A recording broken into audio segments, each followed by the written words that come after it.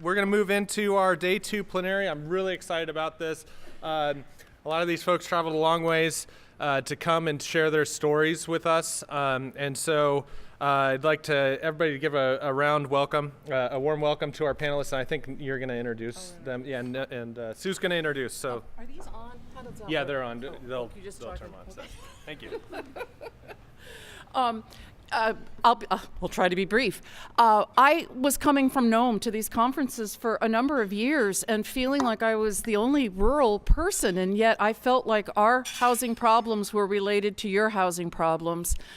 And it's astounding this year with the number of rural housing concerns that have been voiced. But I made so much noise about it that they put me on the board. And then I had to walk my talk. And so part of that has been bringing this group of people together from what I think of as my part of the state. So I wanted to introduce to you at the very end is Brian Kolerok. He is the president of the Bering Straits Regional Housing Authority, which covers Nome and 17 villages in that area. He's the best CEO I think this group has had in a long time. Yep. And sitting next to him is Delbert Pungowiyi. He is the tribal president from the village of Savunga. And Brian and I visited with Delbert and his village back in April when Brian really began to see for himself what the issues were out in the villages. And so Delbert's here to share from a very personal story about how it is out there. And then we have Chris Collins, who is the deputy director of the Northwest Inuit Housing Authority from Kotzebue. And I met Chris because their villages were having enough overcrowding that he came down to Nome to see how Nest had put a shelter together, and that's how we connected. He's also an iron dogger. Yeah. And now we also have Eva Malvich. I had been hearing her name. We finally connected. She is from Bethel and has been the force behind creating a shelter there in Bethel. So with that, I am going to, each of the folks are going to have an opportunity to share what they feel you most know about what their needs and what they're doing is, and then maybe I'll have some questions, and we could even take some questions from the audience. So first up is Chris Kolerok, president of the Bering Straits Regional Housing Authority.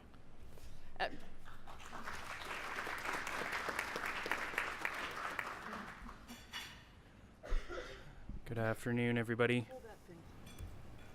So I would just want to introduce myself, introduce my organization that I work for. Bering Straits Regional Housing Authority, like other Indian housing authorities,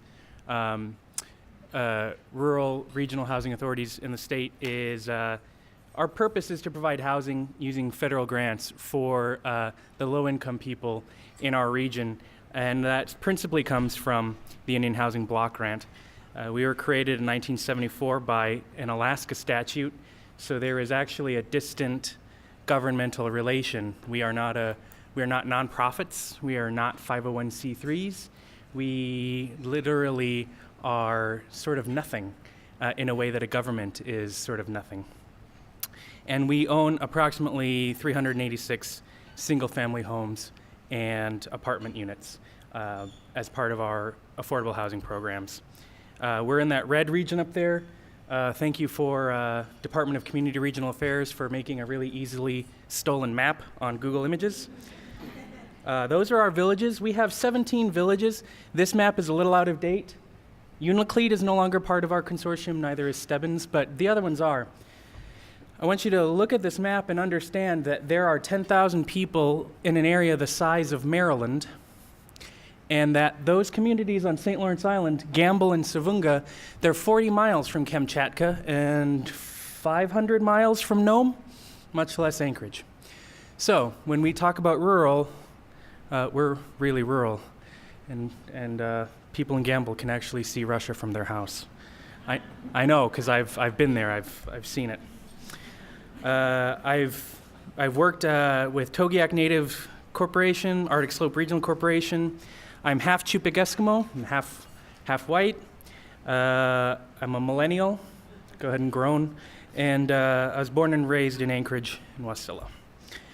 So, raise your hand if you've ever heard this sentiment. Yeah. You're all afraid to raise your hands, but you've all heard it. So yesterday, I'm not very good at processing emotions, so I'm a data person. I wouldn't want to be married to me, but yesterday, Sue in our regional rural roundtable asked, why are you here? And I started getting verklempt. And my comment was I was frustrated that the Alaska Coalition was so urban-centered. And as a scribe was taking notes and I saw it and I said, that's not correct. It's not right what I felt. And I thought, no, Brian's amazing. The coalition bringing us here and having real focus on real issues is amazing. That's not it. There's something else in there. And it took me a couple hours to realize that because Sue asked why we're here, that I went to this quote. And this is what got me all verklempt. Because this is, not only is it factually wrong, it hurt me. I heard this sentiment secondhand 6 months ago, and it hurt me. So naturally, not being good with emotions, I lashed out at something, and that was not correct. But now I figured out this is what has gotten me, and this is why I originally decided to come here, because this is not right, and I'll show you why. Aha. So Forget-Me-Not is a project started a little bit ago. I'm going to forget his name. By Samuel Johns. He started talking to homeless people in Anchorage, and he started reaching out, trying to connect people who are homeless to their family on Facebook. And eventually it turned into, through some really wonderful partnerships with airlines, a pipeline for getting people who were homeless or on the streets in Anchorage back to their family in their villages. And it started with just one person who decided to talk to people who looked like they needed a friend, a person. And it's amazing work. It's amazing the power of one individual to get something done when their heart's in the right place. It's wonderful. It is not a solution to homelessness in Anchorage, Fairbanks, and Juneau. It is a wonderful opportunity. It is a wonderful program that someone is pushing with their heart, but it will not solve homelessness in Anchorage. What I want to go through here is a little bit of statistics and a little bit of information on why not. I don't know why and how people in rural villages and in hubs are coming to Anchorage and becoming homeless, but I have a couple of ideas, and I have some data that may support that. I'm thinking that people are being pushed out of their villages and hubs by a lack of housing, and I believe that they are pulled to urban areas or even hub areas by the promise of jobs, that they can actually be able to afford to buy things. Again, this is anecdotal from my experience, and I've only been in my job for 1 year and 4 months, so take this for what it is, my observations. So why will Forget-Me-Not not work? Well, part of the problem, this is wonderful data from the Coalition website. Part of the problem is that Alaska Natives are a plurality of homeless. We may be more visible because we are probably less good at hiding our homelessness. Other races may have more social capital, like a car or a job, so they don't appear homeless, but that doesn't mean that some of the non-natives you see aren't homeless. A clear implication of this is that whatever we do to the homeless population, the homeless Alaska Native population, will move the numbers a lot in our dealing with how do we solve homelessness, how do we combat homelessness. So just part of it is not every homeless person is a Native person. Okay. Key takeaway. So just based on the prior chart, we know some things. We know that 9% of Anchorage is native according to the census. We know that the Alaska Native population in Alaska is about 112,000. So 23% of Alaska Natives live in Anchorage. What am I getting at with those two figures? There's something in there that you probably aren't going to recognize. Why can't we just send all homeless natives home? Because Anchorage may be home. You're looking at one of those statistics. I was born and raised in Anchorage. I can't be forget-me-notted back to Kolerok. Okay? So, please don't try. So, one of the problems I think is that, of course, there's not enough housing in rural villages. Just to explain some of the statistics, again, 10,000 people in my region. We have 3,000 households in my region, and out of the entirety of our region, we have a housing shortage. These are HUD statistics. They send these to me. I don't have to go looking for these. They send these to me in a packet every year. We have a 1,386 unit housing shortage just in the Bering Straits. 10,000 people, 1,386 housing unit shortage. Okay, that's astounding. Not only that, but our villages have grown drastically in 40 years. The whole of Alaska has grown since 1970, but there's been a lot of migration into the state to help that out. You know, like the pipeline, the Exxon Valdez, high oil prices in the mid-aughts, okay? People come here. Our villages are growing despite people moving to Anchorage. These are what economists call natural increases. This is having babies. Our population is growing up without people moving in. It's including people. It's in spite of people moving out. So what does that mean? On the left, we have a house where 4 people have to sleep in the kitchen. On the right, we have a house that's clearly substandard, where 14 people live in this house. I have twice been to villages where they have told me that 19 people share a 3-bedroom home that's about 1,200 square feet. 19 people in 1,200 square feet. There is no way anyone in that house is living a healthy life. There is no way those kids are learning anything in school. And there is no way that adults can really work because they have to stay up at night so the kids have a spot to sleep. They can't earn, they're sick, and they can't learn, okay? This is where we're at. I'm going to get to, I'm the Regional Housing Authority president. Why aren't we building more houses? We'll get there, but just understand, this is real. We have homes in Brevig Mission. I want you to take a look at the bottom section area, the silver-looking homes. We had an elder explain that in the late 90s, we built 20 homes using Indian housing funds. In the early 2000s, we had up to the kind of upper left-hand corner of the screen, those blue tiled homes. We built 10 homes in the mid-2000s. And then in 2016, on the very upper right with the red roofs, we built 5 homes. And we were proud of that because we had to scrimp and save to get that. So, what's going on? How are people ending up homeless in Anchorage? Well, I just made a big allusion to it, but we'll first look at this. The Indian Housing Block Grant is our principal form of funding for Indian housing in Alaska. In 2017, it was funded at $653 million. Next to inflation, that was actually only about $440 million. So ever since the first funding of the Indian Housing Block Grant, we've gone from $592 million in constant 1999 dollars. That has fallen 28% over time. 28%. So we are dealing with 30% less purchasing power, enabled for us to deliver our services. And this is at a time when federal spending in Alaska has not fallen, but increased. So you might say, oh, well, everyone's feeling the pinch of lower federal budgets. No, that's not true. Nearly everyone else is seeing more federal dollars.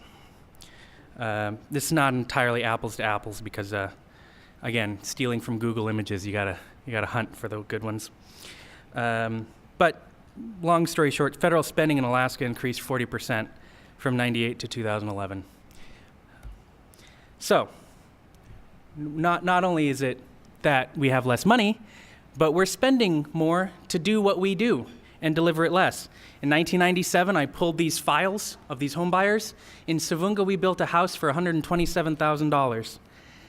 In constant dollars, using the Bureau of Labor Statistics calculator, that's $197,000, a 50% inflation factor.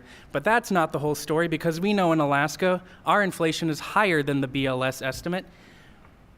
2017, we're building homes in Savunga. It's going to cost us $575,000. And these are not luxury homes. These are not huge homes.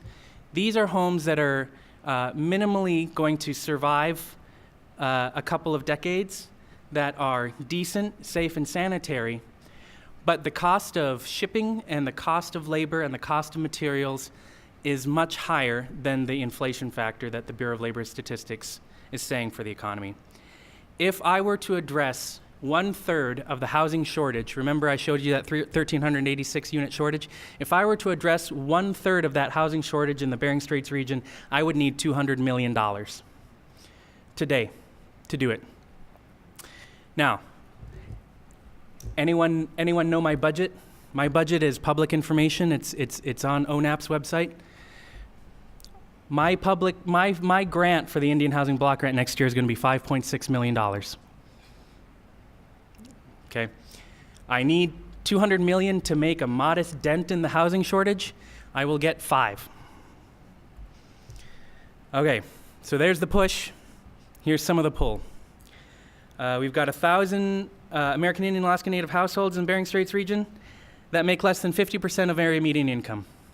If you're a service provider, you know area median income is statewide, okay? All of Alaska, including all the cities and regional hubs, $68,000 for a family of 4. All right, that's skewed heavily, especially when you take into account regional hubs like Nome and Barrow, where state and federal government have to pay a lot to get people to work there. We have 300 households that spend more than half of their annual income on housing.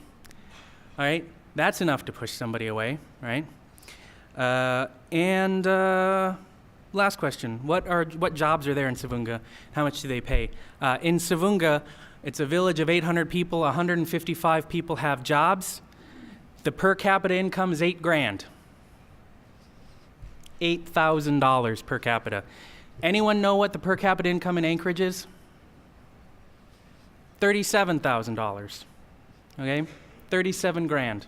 If you've got a per capita income of $8,000 and having an okay job in Anchorage gets you double that, you're going to try it.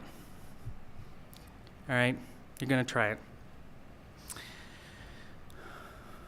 Is that the end? That's the end of what I've got. I wanted to just give you some information and some knowledge to understand the challenges in rural Alaska, and hopefully that way you'll never be caught saying, why can't we just use forget-me-not?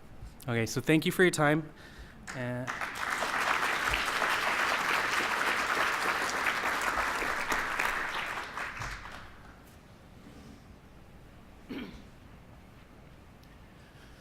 Thank you, Chris. Pretty sobering numbers. I think Delbert might prefer to speak from the table. Delbert is as I said, the tribal president of Savunga, and can speak from the insider view. Chris has given you the overview, and now here's a more personal view. And I think Brian is going to put up you've been seeing the same houses. When we were there, I didn't feel I knew people well enough to ask if I could take pictures inside their homes. But, what do you know? It's all technology. But I did take a few of the outside, and I just shared these with Delbert a little while ago. But I would like to introduce Delbert Pungowiyi and let him share his personal experience living in a village like this. Thank you. Thank you. Hello? Hello? Is it working? Okay. First of all, I'd like to thank Brian and Sue for coming out to visit us on our island in Tavunga. My name is Delbert Pungowiyi. I'm the second year as president for the native village of Tavunga. We are known as the Siberian Yupiks, so I like to tell you my Yupik name. My Yupik name is Iyanga. I was named by my third generation grandfather, who was estimated to be 109 at his passing. They estimated because they didn't have no birth record. We're very strong, healthy people back then. When you hear the singing and dances of our people, they start out with that Iyanga, Iyanga. So I didn't get a chance to ask him why he named me that after that singing the songs. I think he was thinking about our songs.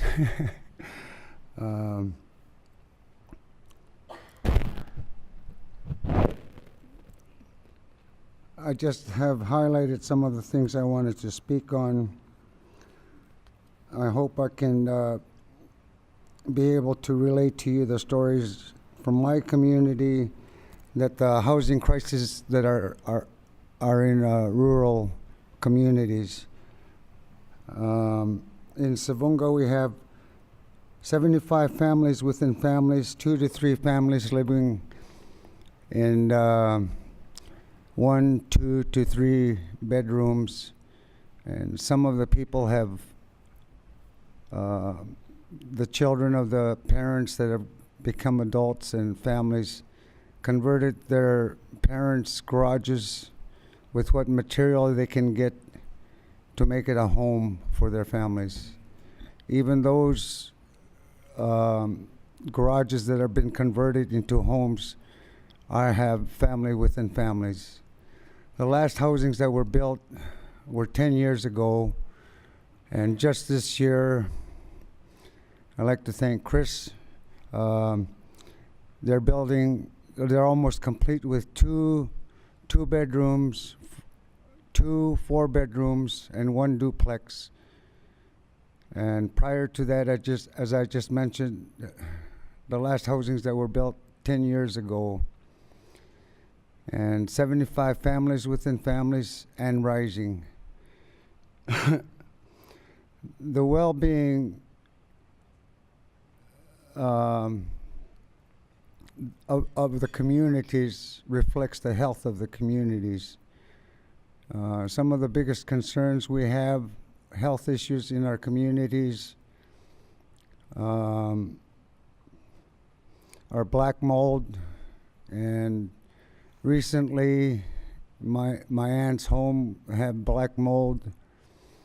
Their children are constantly going to the clinic, and a 6-year-old boy was medevac to Anchorage because of respiratory issues.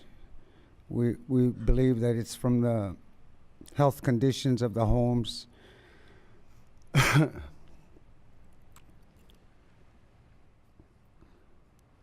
As I mentioned, well-being of the community that reflects the health of the community. Recently, I heard a little study that's been done. The communities that are better off with their housing needs and their jobs, they have less suicide, less incarceration, less alcohol and substance abuse.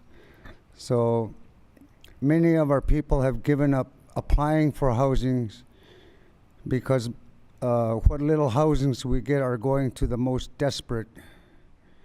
And it's very stressful. Stress turns into depression to many of our people, and we have the highest rate of suicide in the state. That pretty much everybody knows that.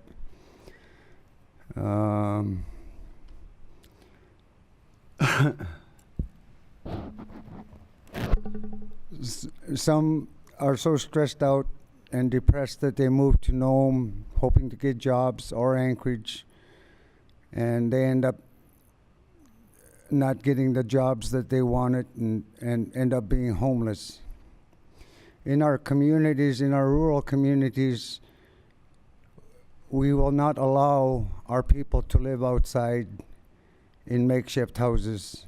They get crammed up in the homes, as you just heard.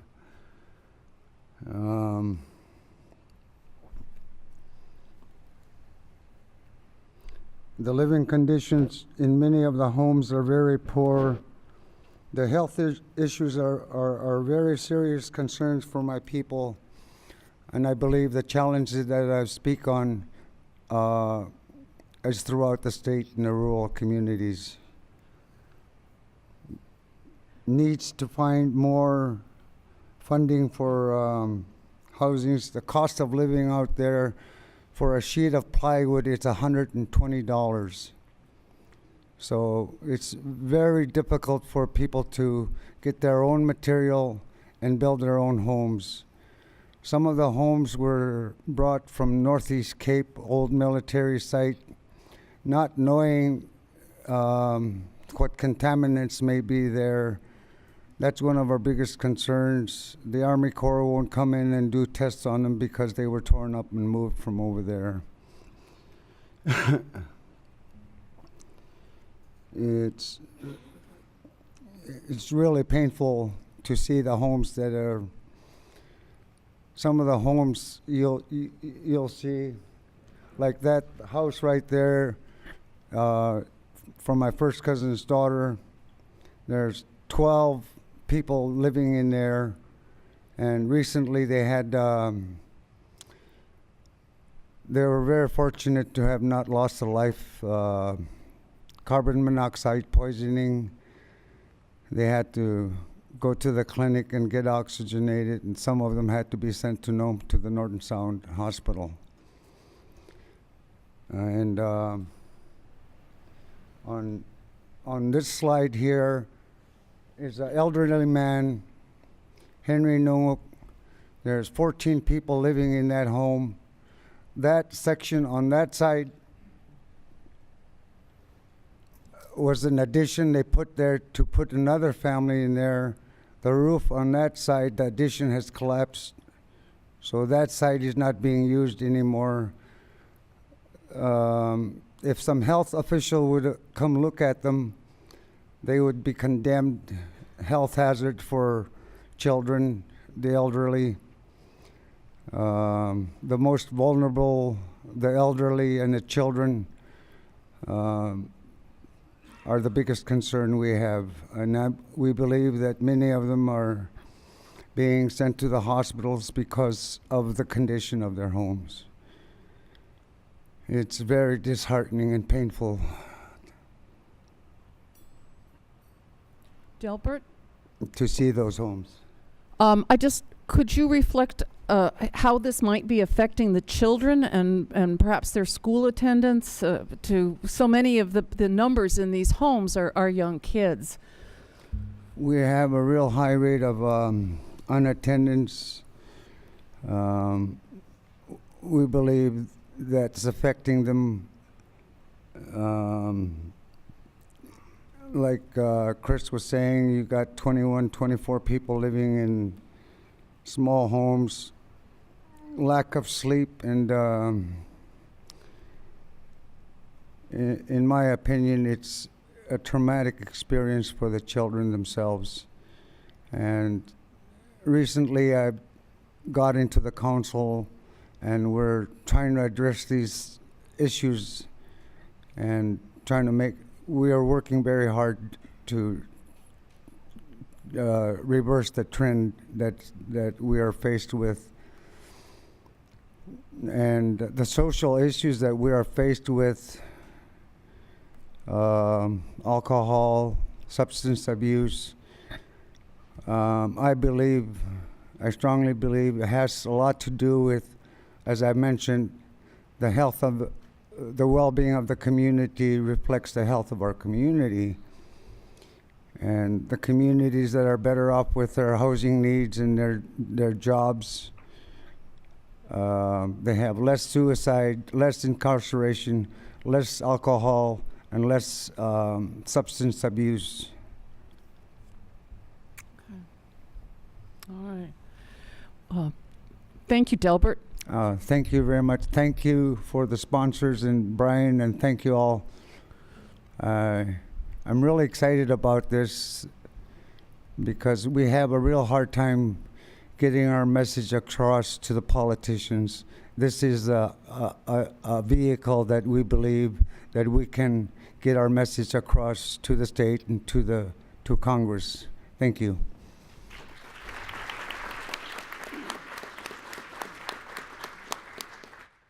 Next up is another Chris Collins, Northwest Inupiaq Housing Authority in Kotzebue.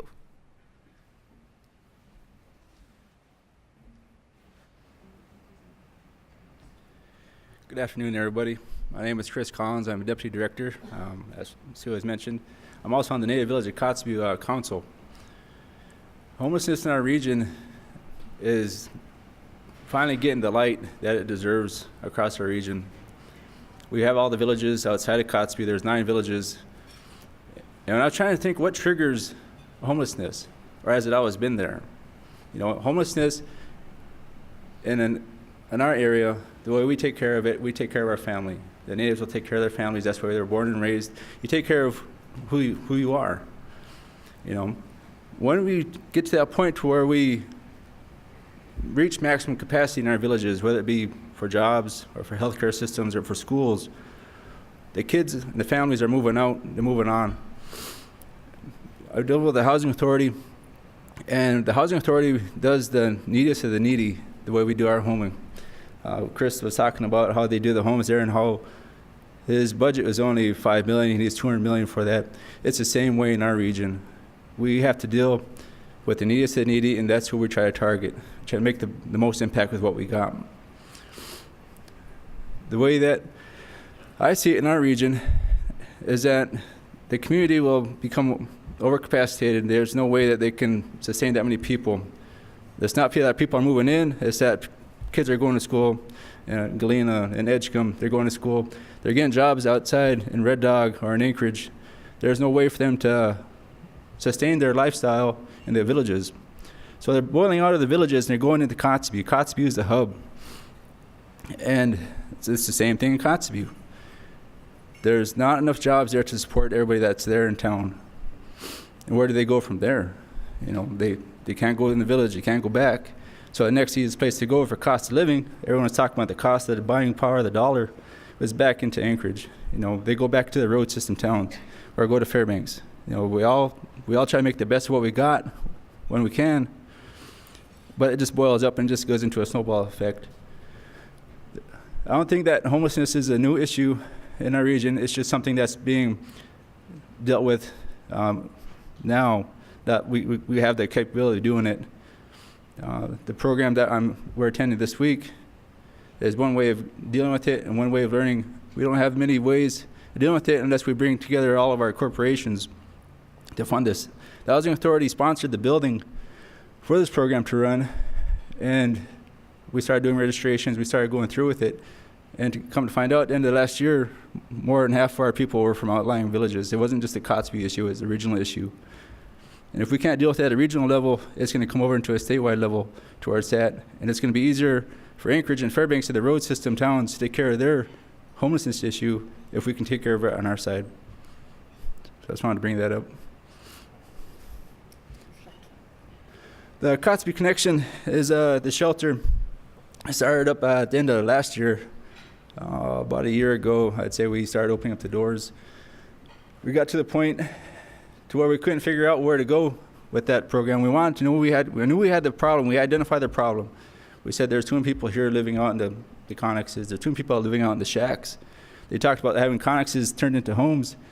That is a small solution that people have already been trying, and not with the heat, not with anything else, but they've already been living in these containers.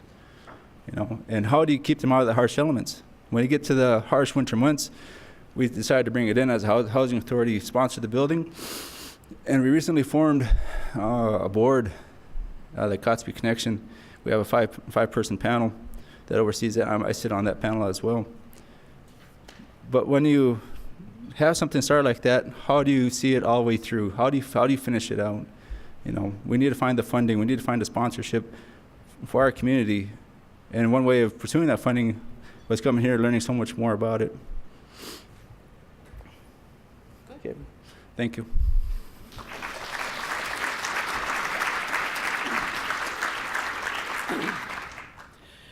Well, just as Nome moved into setting up a shelter because we had so many more people moving into town, as now Kotzebue is doing because of the influx from their villages, Bethel has had to do the same thing. And Eva Malvich is here to speak about their efforts on just getting a shelter off the ground.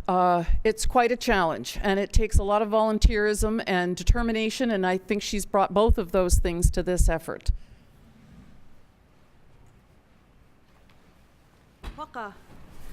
My name is Eva Malvich. And just with Gilbert, I'm going to introduce myself the Yupik way.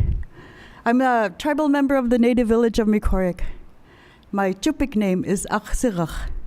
And I am named after my dad's older sister, which happens to be Chris's grandmother. And we're both from, well, his family's from Mikorik, tiny village. And I have a Yupik name. It's Darilra, and I got that name when my mom had to go to Bethel to have her baby. In the region, there's no hospitals or healthcare providers who can deliver babies in villages, so moms have to travel to Bethel for the last 30 days. And when she was carrying me, she was roommates with a lady from Queethluk, and the lady asked her to go and visit with her family for the weekend. And my mom went not knowing who these people were. And it turned out that she was a guest in a house where an elderly man of 100 years old was dying, and she wanted to excuse herself. And they said, "No, you're our guest, we'll put you in the best room." And she said she had never been treated so much, like she felt like a queen. It turned out that elderly man, Mr. Guy, died that night. And in the Yupik way, the wife went up to my mom and touched her belly where I was still in utero, and she said, we're giving your baby his name. And so in the Yupik world, he was a very well-respected elder who loved children, who lived to be 100. And so my goal in life is to live to be 100, and I hope I get to serve the people. And hopefully kids will look up to me like I do to him. So the Bethel Winter House Lions Club, we started 5 years ago on October 13. 11 of us met one night out of frustration because we saw a horrible cycle going on where people who had addiction problems and no place to stay would use the system in order to stay warm. And that's a very expensive means for somebody to get care. Either get drunk enough so their blood alcohol level is high enough to get readmitted back to the sobering center, where they have to stay there for 12 hours. Or they feign an illness in the ER in hopes of being able to stay there long enough to get some sleep. We also have people that would hang out at the cultural center where I worked. As soon as the door opened, they would come in and stay there all day. And I wondered why some of our guys would come in with full winter gear and hang out all day. I didn't realize that these guys had homes that were not heated because they couldn't afford to keep their place warm enough. And so I met some amazing people that were struggling with alcoholism. And I've been sober 8 years. Thank God. And I think for myself personally, this is my way to stay sober, and hopefully I get to help somebody just by being me. So out of the 11 that started the shelter, 3 of us are left. Everybody that was in that group is non-native except me. And people that were in this group came to Bethel to work, and they saw a big need and lack of resources. And being the only Alaska Native person out of that 11, I feel this weight and responsibility to share our story. We're a Lions Club. We're a 501c3, and through that, we feel we have that infrastructure to work with. It's very basic. We only open for 4 months out of the year, from December 1 to March 31st. And the whole purpose behind the shelter is to prevent people from dying of exposure, period.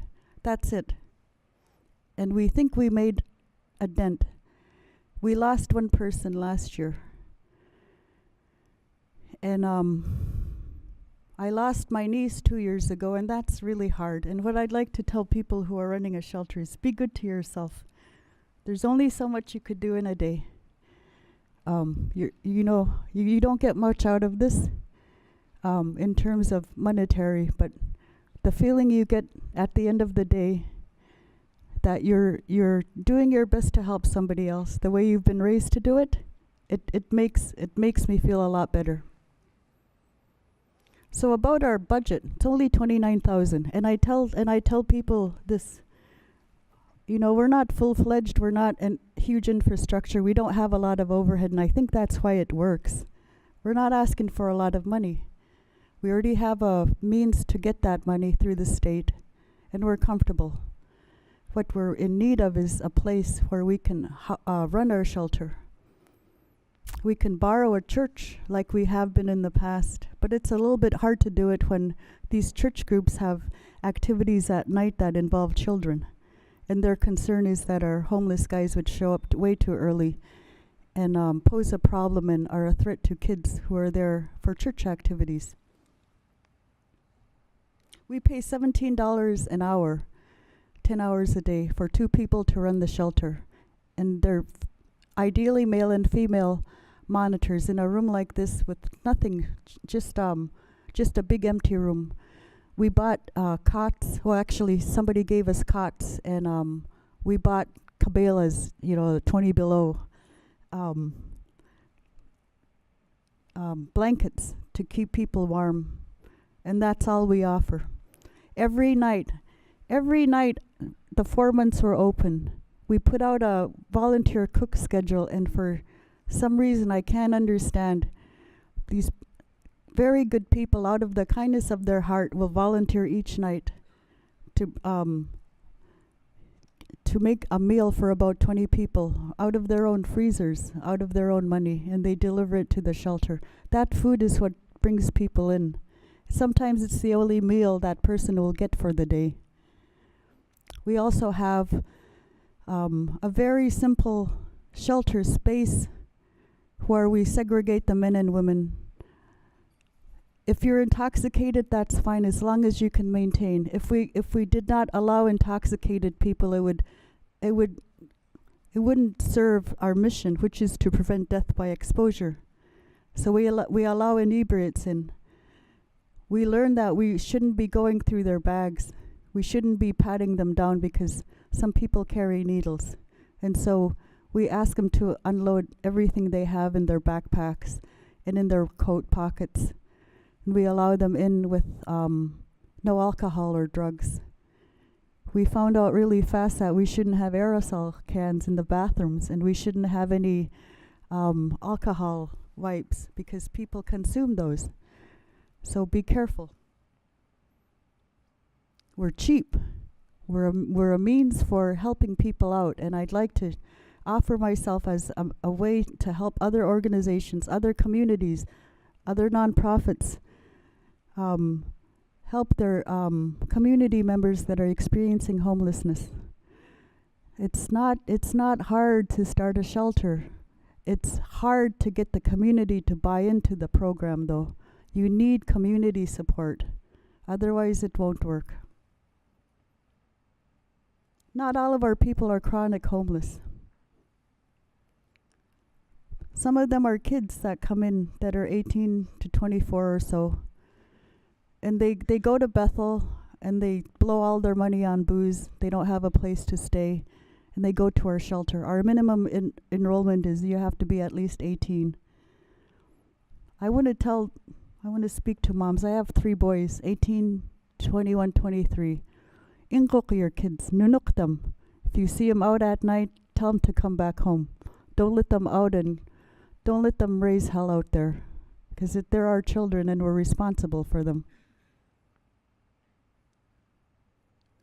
People are also staying at our shelter because they're stuck in Bethel. Some people come in on a Medicaid voucher to see their provider in the Bethel hospital.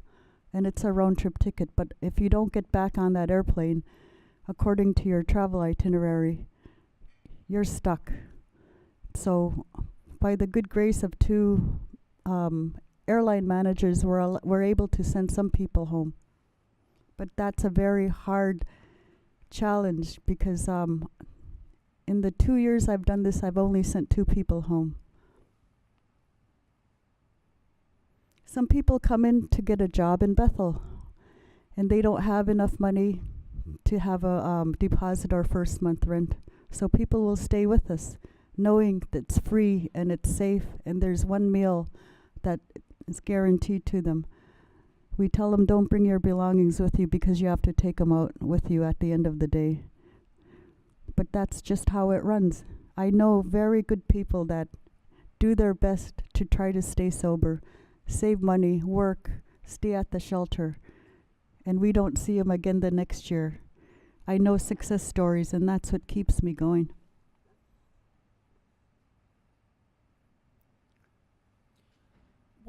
I'd like to know what kind of financial support you have or that you need to keep the shelter going. Are you doing this all on volunteers or? So, when we first started out in 2013, everybody loved us. We had volunteers out the ear because people wanted to see something good happen. The second year, we had to start paying people towards the end of the shelter project because people like me who worked during the day would be stuck without a volunteer, and I'd work all day, volunteer from 9 p.m. to 7 a.m., go to work at 8 a.m., try to stay awake as much as possible. We ended up having to pay people, and we ran out of our donation funds pretty fast. And by talking to people like this in public, I'm scared to talk to people, but it works. ConocoPhillips read our story on ADN.com, and they gave us $5,000 just because of a story they read. And somebody called me at work, and she said, "Boy, you're hard to find. We can't find any address for Bethel Winter House." And she said, "We have a check for you. What's your P.O. box?" That's what kept us going for the second year and beginning of third year. Wells Fargo Bank donated $25,000 to us, and we're going to be using that probably to pay for our liability insurance because that seems to be a barrier for running a homeless shelter in our area. Businesses are scared of liability. Board of director members told me that they're afraid to host us because of the challenge of the risk of getting sued, personal liability. That's a big problem. That's a big barrier. I wanted to go before the governor's panel yesterday and ask about looking at how volunteers are covered. There's a law about Samaritan law where if you're a good citizen and you try to do your best to help somebody out of the goodness of your heart, you're not going to get sued. Can we bring that to homeless shelters too? Because all we're there for is to help people. I don't get paid to do this. I only do this because I think it's the right thing to do. And I think it's prohibiting other people from joining because they're afraid that they're going to get sued. And so if we address those, I think we'd be in a better place. Again, I'd like to offer the winter house model for other communities that are having a hard time with people that are living on the streets and need a place to go. Sure is a lot cheaper than putting them up in a sobering center, holding up an ER room, or putting them in jail. Guyana.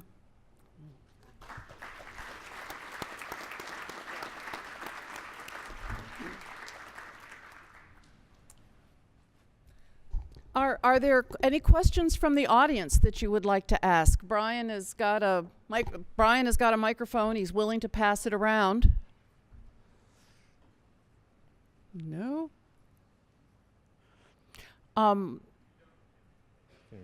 If you don't have a question now, the next session block is going to be a breakout discussion on solutions for these challenges, and I believe we're moving that to the Yukon room. Is that where we're going to after this, or No, Minto I think room? we were looking for a quieter room than yesterday. I think the Minto room is available.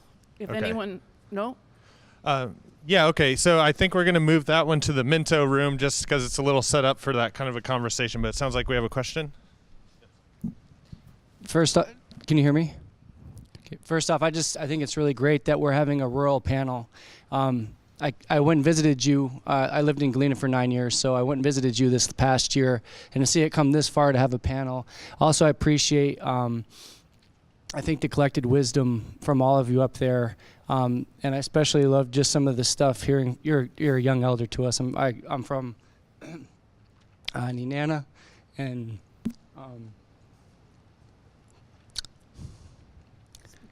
the state and the federal government, them learning more about what our lives are like. You guys have just given us a window into the realities of Bush, Alaska, and I really appreciate that.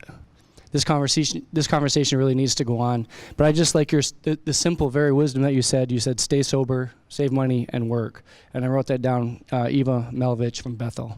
So thank you. Thank you. Oh, we have one over here.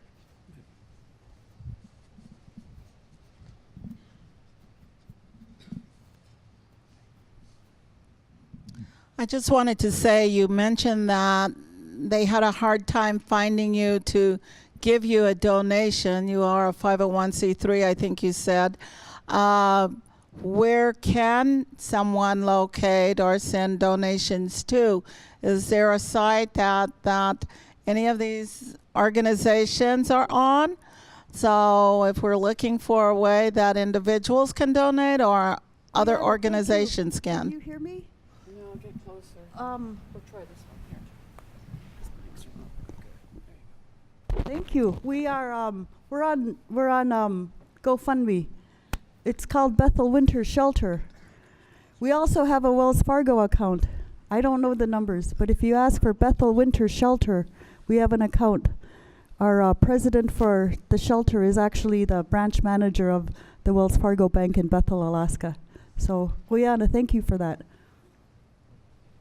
Okay, we're probably right at the end of time here. Pardon? Probably getting close to the I end of know. time. He's trying to get me off the mic. I just wanted, now you made me forget what I was going to say. Oh, just that, one of the things that's happening with this outreach to more rural communities, Eva didn't know anything about the basic homeless assistance program at HFC, which most of us that have been into shelters for more than a couple of years, we all know what that is and utilize it. So the conundrum is the need to let more people in rural Alaska dealing with these problems know about potential funding sources. However, we need more funds in those funding sources because the need is greater than had prior been perceived. And I don't want to discourage anyone from applying. What's going to happen is more and more applications come in, I'm not sure. Hopefully we can push this uphill to where we get additional funds for the needs that clearly exist. Thank you, Sue. So we are up against the end of time for our day 2 plenary session, but I'd like to really thank everyone who participated in this. Can we give them a round of applause for telling their story? Sometimes these are difficult stories to tell and share, especially in a format like this, so we really appreciate it. And additionally, I really want to thank our sponsors for this conference as well to help fund to make this event happen, but also to help fund getting people here through travel scholarships money. And so a lot of thanks to the Alaska Mental Health Trust Authority and to Alaska Housing Finance Corporation for continuing to sponsor this event and recognizing that it is a very important event to have to bring everybody in this state together. So thank you to the Trust and to HFC.